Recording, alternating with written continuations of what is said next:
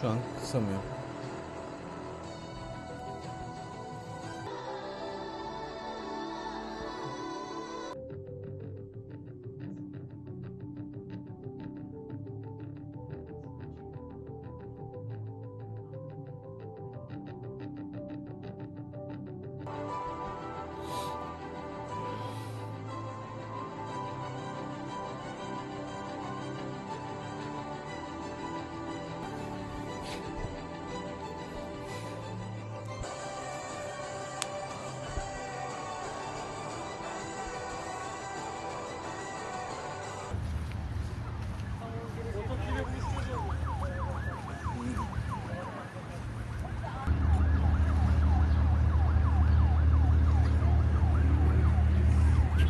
There. Okay, and so we can come back? And then England?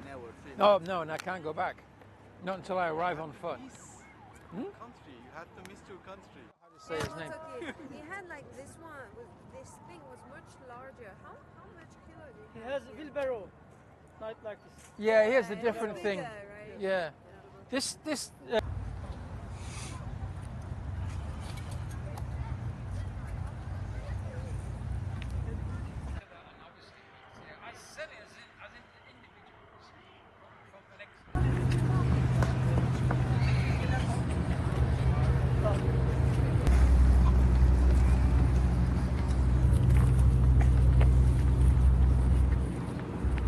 where this expedition started was at the very bottom tip of South America, and the idea is just to get home.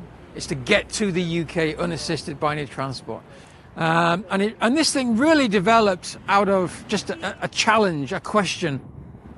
Once we'd identified this possible route that links all these continents together, and then asked the question, could we do that on foot, or could I do that on foot?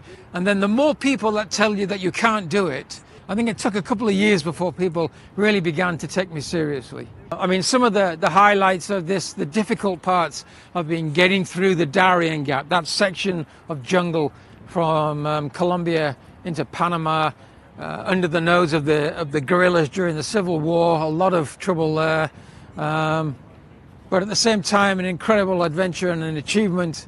And then of course crossing the Bering Sea, a very dangerous. Russians were not that particularly impressed, and that became a problem.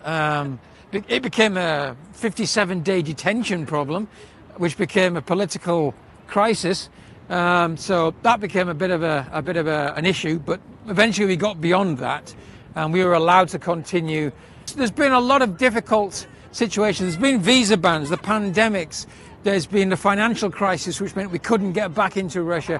I just arrived at the town of Arequipa in Peru, in the Andes Mountains, and we definitely partied like it was 1999 at that point. Yeah, it was great.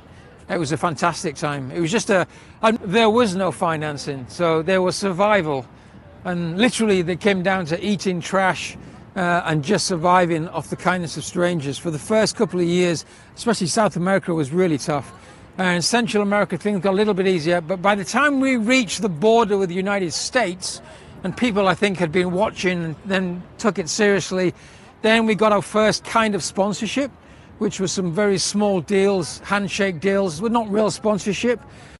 So, yeah, when you think about when I left, it was the end of the 1990s. I mean, the internet was still pretty new, right? If I needed to communicate, I would have to find something called an internet cafe.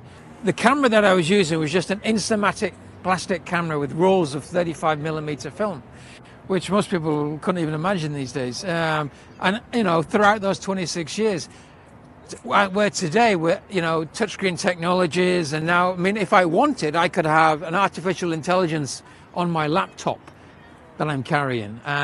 It's just been incredible. And then when you think about it, I began this journey in the last century. I was walking before half the cars on this road were even made, before half the drivers were even born. So from Georgia, from the coast of Georgia down through Turkey, and then along the coast all the way to Samsun, and then you come inland, and then all the way here to Istanbul. It's a 3-month journey so far through. The people make up for that. The people have been fantastic. Long before I get to Turkey, a lot of people will stop me. A lot of travellers that I would meet would tell me about Turkey and tell me that when you get there, you're going to have trouble advancing in Turkey because everyone wants to bring you in, give you tea and coffee, and you'll be talking to people all day. And it really was kind of like that. You know, you spend a lot of time in people's homes, you meet a lot of people, but that's just a wonderful thing about travelling. And Turkey is one of those countries where you'll definitely experience that. Traveller, and I live in a traveller's world, I speak to people all the time who just tell me that Turkey would be a fantastic country, so I never had any doubts that it wouldn't. It was ingrained in me that Turkey was going to be what it was, and it has been great. Just today, sitting here in this park waiting for friends to come and all the rest of it, people started sending me food. So that I've had tea, I've had cookies and food, and like the women over here were giving me food and stuff. They don't know me. They haven't seen me, they didn't know what I was doing. But that's just an example, a perfect example of every day they'll see a stranger and they'll just offer you something like that. Some countries you don't see that. Thank you to everybody in Turkey who has, you know, just done a great deal to help me on the road. You fed me, housed me and kept me entertained, and it's been fantastic. And I really look forward and hope that I can talk to the local government here and hopefully we can come to an arrangement and take a walk across this bridge. If anybody wants to join me, feel free, but I really hope we can do that.